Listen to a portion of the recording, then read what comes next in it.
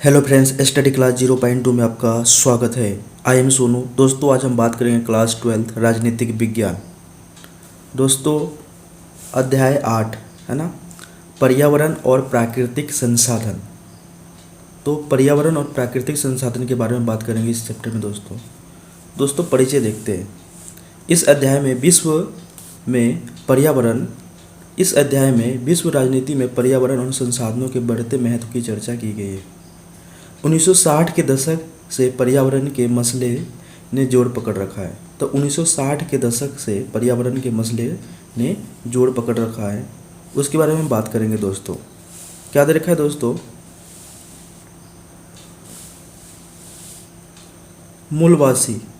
मूलवासी तो समकालीन विश्व राजनीति में हाशिए पर खड़ी मूलवासी जनता, इंडिजिनस पीपल के इन सवालों से क्या सरोकार है और वह क्या सोचती है, इस चैप्टर में यही बात करेंगे हम। दोस्तों आगे दे रखा है दोस्तों, इसमें एक पिक्चर दिखा रखा है आपका, है ना। 1992 के पृथ्वी सम्मेलन ने पर्यावरण को विश्व राजनीति के प्रमुख मुद्दों में शामिल करा दिया है और यहाँ दिए गए चित्रों में वर्षा के वन और गरान, है ना, मैनग्रोव्स देखे जा सकते हैं। ठीक है दोस्तों, वैश्विक राजनीति में पर्यावरण की चिंता है क्यों? तो क्या दे रखा है दोस्तों अगला पॉइंट कि वैश्विक राजनीतिक में पर्यावरण की चिंता क्यों, है ना। दोस्तों बात करते पॉइंट क्या दे रखा है आपका, दुनिया भर में कृषि योग्य भूमि में अब कोई बढ़ोतरी नहीं हो रही है। तो दुनिया भर में कृषि योग्य भूमि में अब कोई बढ़ोतरी नहीं हो रही है। दोस्तों दूसरा पॉइंट आपका क्या दे रखा है कि उपजाऊ जमीन के एक बड़े हिस्से की उर्वरता कमी हो रही है। तो उपजाऊ जमीन के एक बड़े हिस्से में उर्वरता कमी हो रही है। तीसरा पॉइंट दे रखा है आपका कि चारागाहों के चारे, है ना, चारागाहों के चारे खत्म होने को है। तो चारागाहों के जो चारे क्या है दोस्तों, खत्म होने के है। चौथा देखा कि मत्स्य भंडार घट रहा है। मत्स्य भंडार क्या हो रहा है दोस्तों, घट रहा है। पांचवा क्या दे रखा है कि जलाशयों की जल राशि बड़ी तेजी से क्या हो रही है, कम हो रही है और उसमें प्रदूषण बढ़ रहा है। इससे खाद्य उत्पादन में कमी आ रही है। तो दुनिया भर में कृषि योग्य भूमि कृषि भूमि में अब कोई बढ़ोतरी नहीं हो रही है। उपजाऊ जमीन के एक बड़े हिस्से में उर्वरता की कमी हो रही है। चारागाहों के चारे खत्म होने को है। मत्स्य भंडार, है ना, घट रहा है दोस्तों। जलाशयों की जल राशि बड़ी तेजी से कम हो रही है और उसमें क्या हो रहा है दोस्तों, प्रदूषण हो रहा है। इससे खाद्य उत्पादन में कमी आ रही है दोस्तों, है ना, खाद्य उत्पादन में कमी आ रही है। आगे क्या दे रखा है आपका कि मानव विकास रिपोर्ट 2016 के अनुसार विकासशील देशों की 66.3 करोड़ जनता को स्वच्छ जल उपलब्ध नहीं होता है। तो मानव विकास रिपोर्ट के अनुसार विकासशील देशों की 66.3 करोड़ जनता को स्वच्छ जल उपलब्ध नहीं होता है और यहाँ की 2 अरब 40 करोड़ आबादी को सफाई की सुविधा से वंचित है और इस वजह से 30 लाख से ज़्यादा बच्चे हर साल मौत का शिकार हो रहे हैं। तो मानव विकास की जो रिपोर्ट में दे रखा है दोस्तों कि विकासशील देशों को 66.3 करोड़ जनता को स्वच्छ जल उपलब्ध नहीं है और 2 अरब 40 करोड़ की आबादी साफ जल की सुविधा से क्या है, वंचित है और 30 लाख से ज़्यादा हर साल बच्चे की मौत का क्या हो रहा है दोस्तों, शिकार हो रहा है। आगे देखते हैं दोस्तों, आगे क्या दे रखा है आपका वो हम बात करते हैं। अगला पॉइंट दे रखा है आपका कि धरती के ऊपरी वायुमंडल में ओजोन गैस की मात्रा में लगातार कमी हो रही है और इसे ओजोन परत में छेद होना भी कहते हैं। तो ओजोन गैस की मात्रा में लगातार कमी हो रही है और इसे ओजोन परत में छेद होना भी कहते हैं। तो वायुमंडल में ओजोन परत है, गैस की मात्रा में लगातार कमी हो रही है दोस्तों और इसे ओजोन परत में छेद होना भी कहते हैं। इससे पारिस्थितिकी तंत्र और मनुष्य और स्वास्थ्य के लिए भी एक बड़ा खतरा मंडरा रहा है ना। और पूरे विश्व में समुद्री क्षेत्रों का प्रदूषण भी बढ़ रहा है दोस्तों। आपको लग सकता है कि ये तो नैसर्गिक घटनाएं हैं और इनका अध्ययन राजनीतिक विज्ञान की जगह भूगोल वाली कक्षा में किया जाना चाहिए। तो क्या तरीका है दोस्तों कि आपको लग सकता है कि ये नैसर्गिक घटनाएं हैं और इनका अध्ययन, है ना, इनका अध्ययन राजनीतिक विज्ञान की जगह भूगोल वाली कक्षा में किया जाना चाहिए। लेकिन ज़रा फिर से सोचिए, पर्यावरण के नुकसान से जुड़े जिन मसलों की चर्चा ऊपर दी गई है उन पर अंकुश रखने के लिए अगर विभिन्न देशों की सरकार कदम उठाती है ना, तो विभिन्न देशों की जो सरकार है कदम उठाती है तो इन मसलों की परिणति इस अर्थ में राजनीतिक होगी। क्या होगी दोस्तों, राजनीतिक होगी और इस मसलों में अधिकांश ऐसे हैं कि किसी एक देश की सरकार इनका पूरा समाधान अकेले दम पर नहीं कर सकती है। तो किसी एक देश की जो सरकार है अकेले दम पर पूरा नहीं कर सकती है, पूरा समाधान अकेले दम पर नहीं कर सकती, सारे सरकार को मिल करके, है ना, इनका समाधान निकालना पड़ेगा दोस्तों। आगे क्या तरीका है दोस्तों, आगे हम बात करते हैं आपको।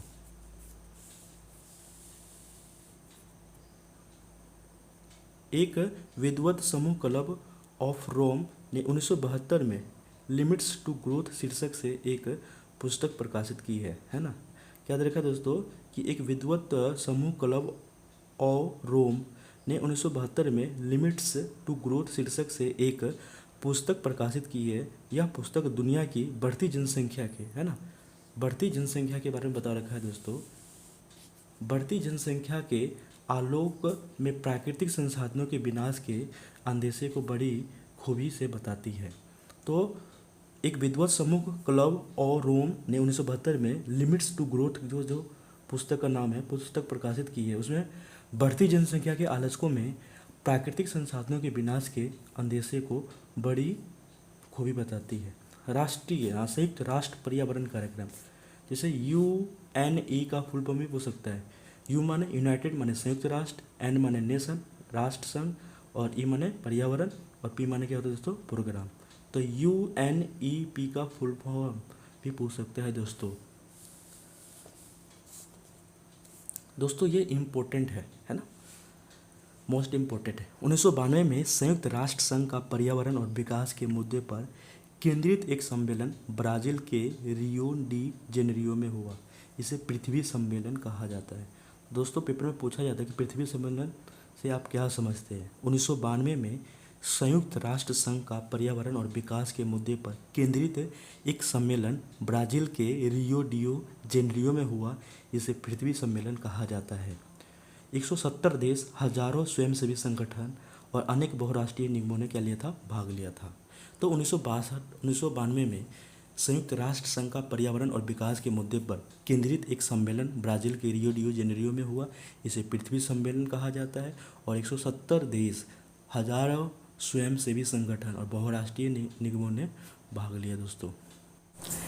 इस सम्मेलन से 5 साल पहले 1987 ओवर कॉमन फ्यूचर शीर्षक बटरलैंड रिपोर्ट छपी थी। रिपोर्ट में चेताया गया था कि आर्थिक विकास के चालू तौर तरीके आगे चलकर टिकाऊ साबित नहीं होंगे। तो इस सम्मेलन में 5 साल पहले माने 1987 में ओवर कॉमन फ्यूचर शीर्षक बटरलैंड रिपोर्ट छपी थी। रिपोर्ट में चेताया गया था कि आर्थिक विकास के चालू तौर तरीके आगे चल कर के टिकाऊ साबित नहीं होंगे, है ना। क्या देखा दोस्तों, रियो सम्मेलन में यह बात खुल कर के सामने आई कि विश्व के धनी और विकसित देश, जो रियो जो सम्मेलन हुआ था, यह बात खुल कर के सामने आई कि विश्व के धनी और विकसित देश है दोस्त, यानी उत्तरी गोलार्ध तथा गरीब और विकासशील देश यानी दक्षिणी गोलार्ध। तो क्या देखा, रियो सम्मेलन में यह बात खुल कर के सामने आई थी दोस्तों कि विश्व के धनी और विकसित देश यानी उत्तरी गोलार्ध या गरीब और विकासशील देश यानी दक्षिणी गोलार्ध, है ना, मुख्य चिंता ओजोन परत की छेद और वैश्विक ताप वृद्धि माने ग्लोबल वार्मिंग को लेकर के दक्षिणी देश आर्थिक विकास और पर्यावरण प्रबंधन के आपसी रिश्ते को सुलझाने के लिए ज़्यादा चिंतित है। तो मुख्य चिंता क्या है, ओजोन परत की छेद और वैश्विक ताप वृद्धि माने ग्लोबल वार्मिंग को लेकर के दक्षिण देश आर्थिक विकास और पर्यावरण प्रबंधन के आपसी रिश्ते को सुलझाने के लिए ज़्यादा क्या है दोस्तों, चिंतित है ना, ज़्यादा क्या है, चिंतित है। रियो सम्मेलन में जलवायु परिवर्तन, जैव विविधता और वानिकी के संबंध में कुछ नियमाचार निर्धारित हुए। तो रियो सम्मेलन में क्या हुआ दोस्तों, जलवायु परिवर्तन, जैव विविधता, वानिकी के संबंध में कुछ नियमाचार माने नियम निर्धारित किए गए। एजेंडा 21 के रूप में विकास के रूप कुछ तौर तरीके भी सुझाए गए। तो एजेंडा का मतलब क्या दोस्तों, कार्यक्रम, है ना। तो एजेंडा 21 के रूप में विकास के कुछ तौर तरीके भी सुझाए गए। आगे क्या दे रखा है दोस्तों, हम बात करते हैं। आर्थिक वृद्धि का तरीका ऐसा होना चाहिए कि इसे पर्यावरण को नुकसान न पहुंचे। तो आर्थिक विकास ऐसा होना चाहिए जो पर्यावरण को नुकसान न पहुंचे। इसे टिकाऊ विकास का तरीका भी कहा गया है ना। तो आर्थिक वृद्धि का तरीका ऐसा होना चाहिए कि इससे पर्यावरण को नुकसान न पहुंचे और इसे टिकाऊ विकास का तरीका कहा गया है दोस्तों।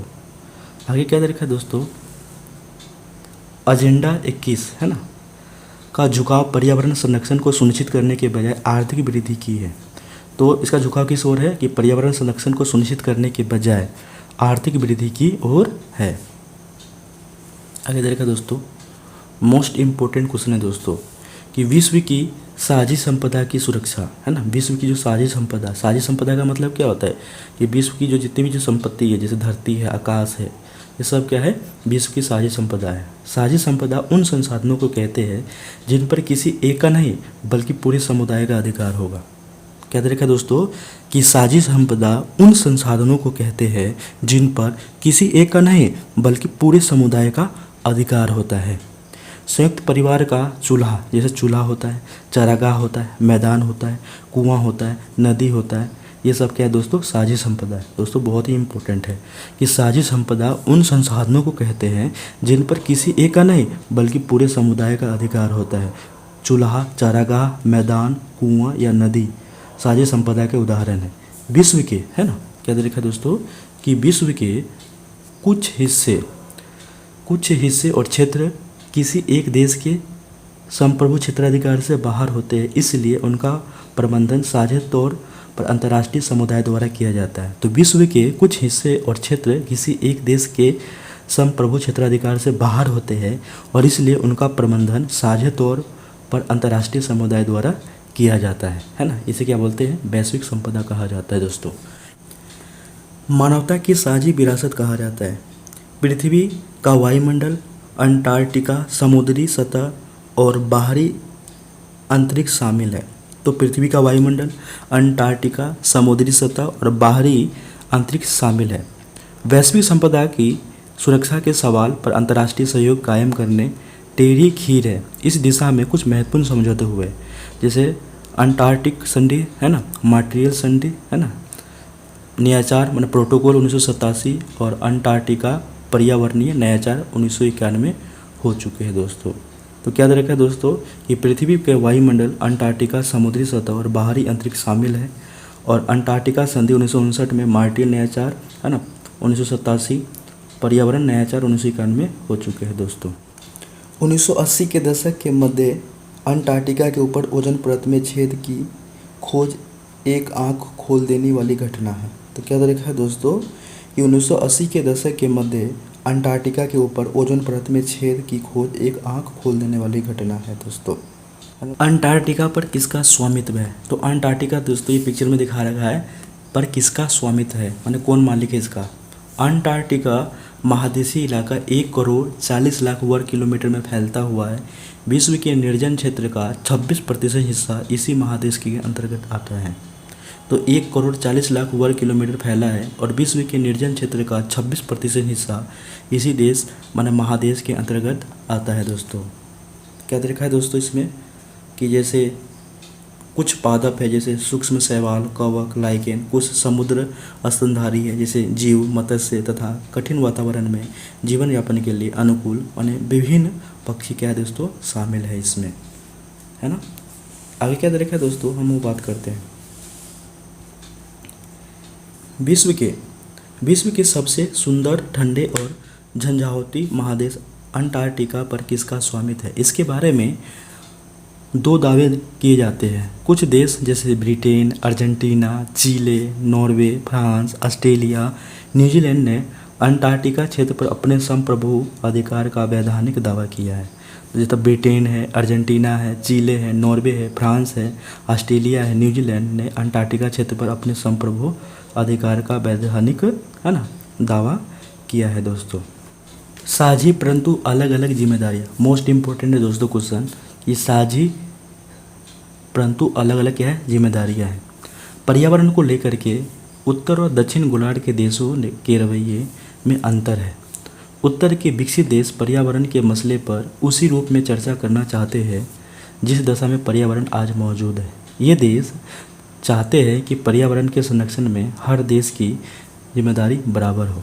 और दक्षिण के विकासशील, क्या तरीका दोस्तों कि पर्यावरण को लेकर के उत्तरी और दक्षिणी गोलार्ध के देशों के रवैये में अंतर है और उत्तर के विकसित देश पर्यावरण के मसले पर उसी रूप में चर्चा करना चाहते हैं जिस दशा में पर्यावरण आज मौजूद है। और ये देश चाहते हैं कि पर्यावरण के संरक्षण में हर देश की जिम्मेदारी बराबर हो और दक्षिण के विकासशील देशों का तर्क है कि विश्व में पारिस्थितिकी को नुकसान अधिकांशतः विकसित देश के औद्योगिक विकास से पहुंचा है। यदि विकसित देशों ने पर्यावरण को ज़्यादा नुकसान पहुंचाया तो उन्हें इस नुकसान की भरपाई की जिम्मेदारी भी ज़्यादा उठानी चाहिए।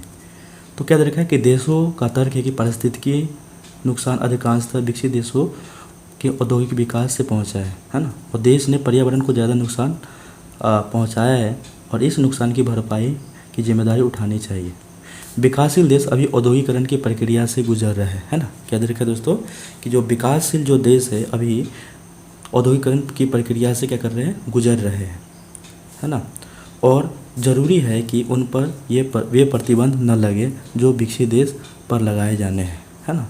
तो ये प्रतिबंध जो विकासशील देशों पर नहीं लगाना चाहिए।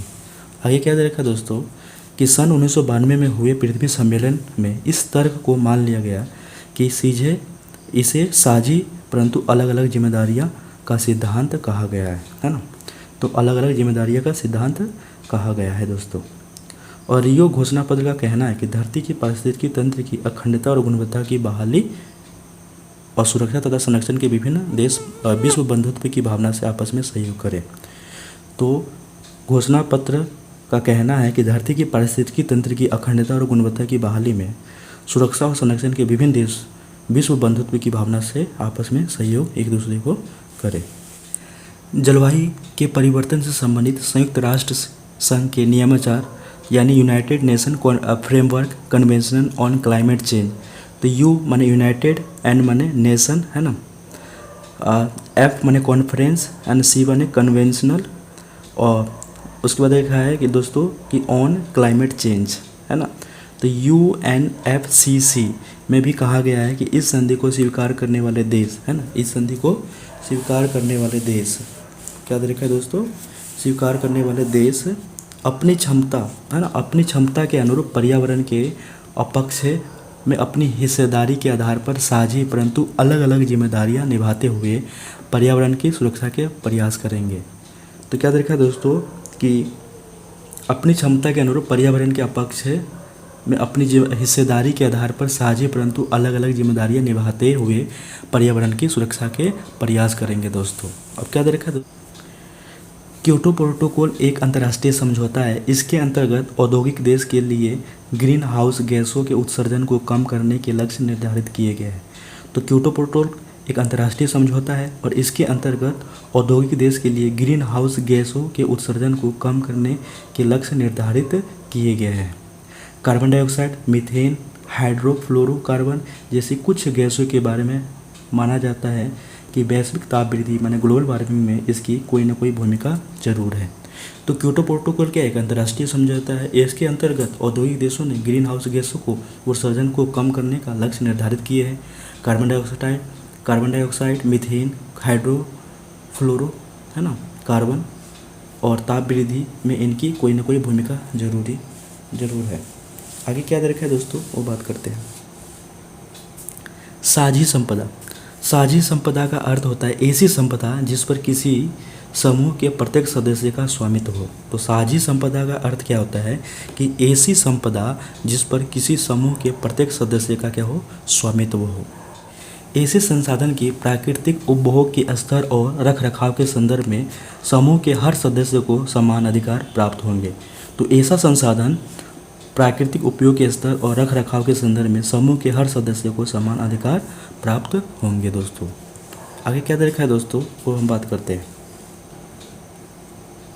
राजकीय स्वामित्व वाली वन्य भूमि में पावन माने जाने वाले वन प्रांत के वास्तविक प्रबंधन की पुरानी व्यवस्था या साझी संपदा के रखरखाव और उपभोग का ठीक ठाक उदाहरण है। तो राजकीय स्वामित्व वाली जो वन्य भूमि में पावन माने जाने वाले वन प्रांत के वास्तविक प्रबंधन की पुरानी व्यवस्था, साझी संपदा के रखरखाव और उपभोग का ठीक ठीक क्या है दोस्तों, उदाहरण दे रखा है दोस्तों, है ना दोस्तों।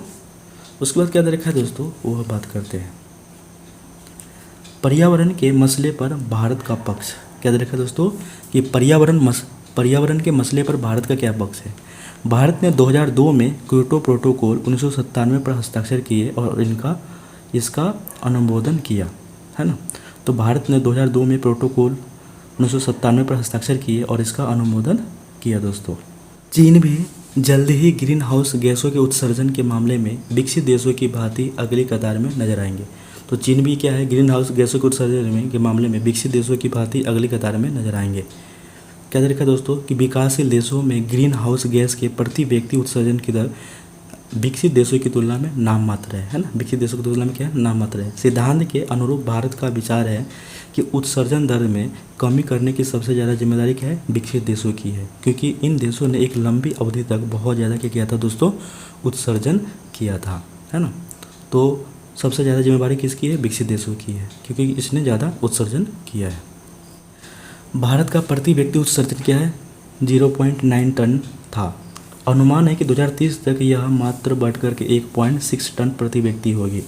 तो भारत का प्रति व्यक्ति उत्सर्जन कितना है, 0.9 टन है ना।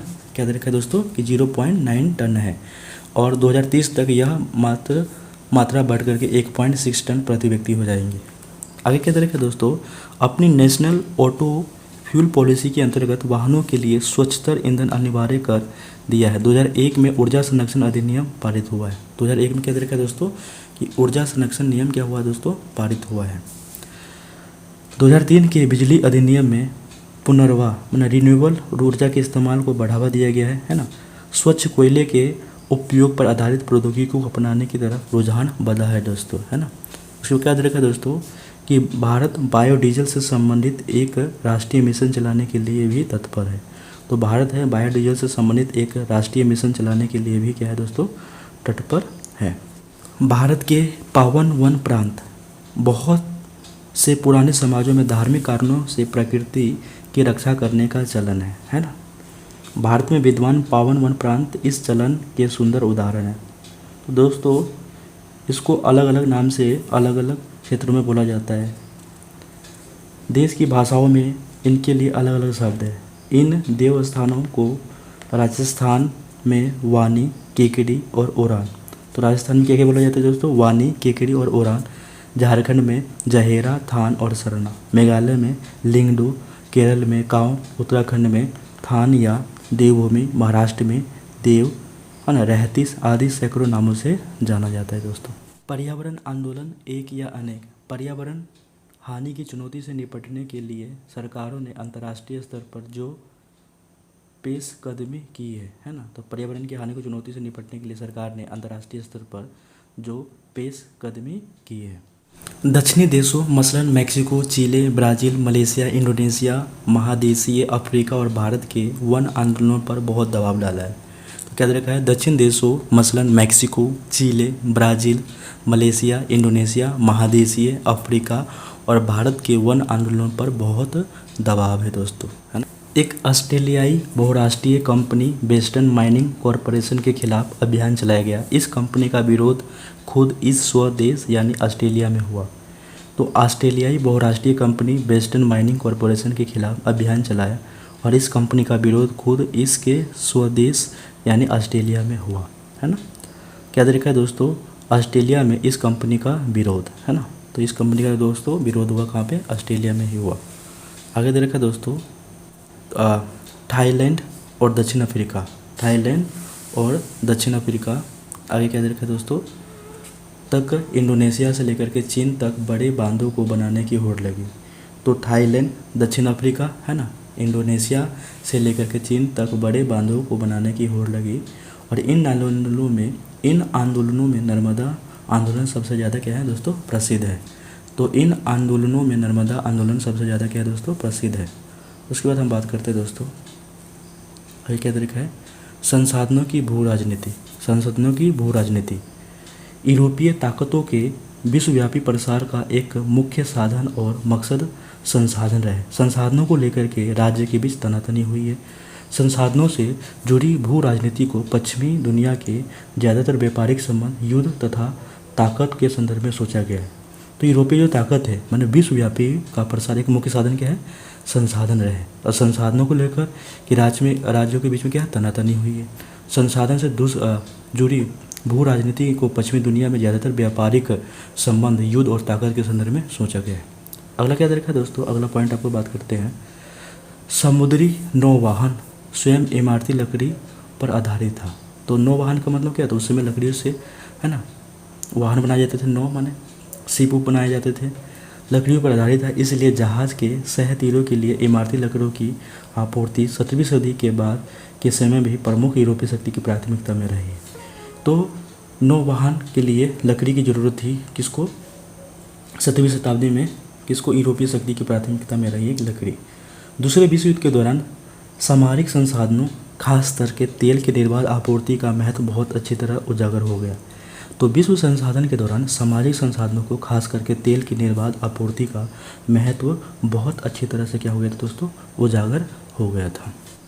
विश्व राजनीति के लिए पानी एक और महत्वपूर्ण संसाधन है। विश्व के कुछ भागों में साफ पानी की कमी हो रही है और विश्व के हर हिस्से में स्वच्छ जल का समान मात्रा में मौजूद नहीं है। इस कारण संभावना है कि साझे जल संसाधन को लेकर के, है ना, तो पानी एक और महत्वपूर्ण संसाधन है। विश्व के कुछ भागों में साफ पानी की कमी है और विश्व के हर हिस्से में स्वच्छ जल समान मात्रा में मौजूद नहीं है। कहीं पर बहुत ज़्यादा खारे पानी है ना, कहीं पर कम मीठे पानी है। तो इस कारण क्या है, संभावना कि साझे जल के संसाधन को लेकर के क्या है दोस्तों, संसाधन को लेकर के पैदा हो गई है। मतभेद 21वीं सदी में फसाद की जड़ साबित हो, इसे जीवनदायी संसाधन को लेकर के हिंसक संघर्ष होने की संभावना। तो जल क्या है, जल है तो कल है, तो जीवनदायी संसाधन है, क्या है, जल है। जल के बिना हमारा जीवन भी नहीं है। तो संसाधन को लेकर के हिंसक संघर्ष होने की संभावना है और इसी को इंगित करने के लिए विश्व राजनीति के कुछ विद्वानों ने जल युद्ध शब्द गढ़ा है ना, जल युद्ध शब्द गढ़ा है। आगे क्या तरीका दोस्तों, वो हम बात करते हैं। उसकी गुणवत्ता घटेगी, है ना, उसकी गुणवत्ता घटेगी। देशों के बीच स्वच्छ जल संसाधनों को हटाने या उनकी सुरक्षा करने के लिए हिंसक झड़पें हुई है। इसका एक उदाहरण दे रखा है दोस्तों, 1950-1960 के दशक में इजराइल, सीरिया तथा जॉर्डन के बीच संघर्ष हुआ था। तो 1950 और 1960 के दशक में जल के कारण इजराइल और सीरिया के बीच में क्या हुआ था, एक संघर्ष हुआ था। जॉर्डन यारमुक नदी से पानी का बहाव मोड़ने की कोशिश की थी, इसी कारण इन दोनों के बीच में क्या हुआ था दोस्तों, युद्ध हुआ था। अगला पॉइंट दे रखा है दोस्तों, हम बात करते हैं मूलवासी, इंडिजिनस पीपल और उनके अधिकार। तो मूलवासी के अधिकार क्या क्या है दोस्तों, मूलवासी और उनके अधिकार। संयुक्त राष्ट्र संघ ने 1982 में इनकी एक शुरुआती परिभाषा दी है। तो संयुक्त राष्ट्र संघ ने 1982 में इनकी परिभाषा, इन्हें ऐसे लोगों का वंशज बताया गया है जो किसी मौजूद देश के बहुत दिनों से रहते चले आ रहे हैं। तो क्या दे रखा है दोस्तों, कि इन्हें ऐसे लोगों का वंशज बताया गया है क्योंकि जो किसी मौजूद देश के बहुत दिनों से रहते चले आ रहे हैं, फिर किसी दूसरी संस्कृति या जातीय मूल के लोग विश्व के दूसरे हिस्से से उस देश में आए हैं और इन लोगों को अधीन बना लिए, है ना, अपने अंदर कर लिए। अधीन का मतलब क्या होता है, अपने अंदर। और किसी देश के मूलवासी आज भी उस देश की संस्थाओं के अनुरूप आचरण करने से ज़्यादा अपनी परंपरा पर, है ना, अपनी परंपरा और सांस्कृतिक रिवाज तथा अपने खास सामाजिक आर्थिक धैर्य पर जीवन यापन करना पसंद करते हैं। तो संयुक्त राष्ट्र ने 1982 में इनकी एक शुरुआती परिभाषा दी है और इन्हें ऐसे लोगों का वंशज बताया गया है जो किसी मौजूद देश के बहुत दिनों से रहते चले आ रहे हैं, फिर किसी दूसरे संस्कृति या जातीय मूल के लोग विश्व के दूसरे हिस्से से उस देश में आए और इन लोगों को अधीन क्या कर लिए दोस्तों, बना लिए। और किसी देश के मूलवासी सांस्कृतिक रिवाज तथा अपने खास सामाजिक जीवन यापन करना पसंद करते हैं।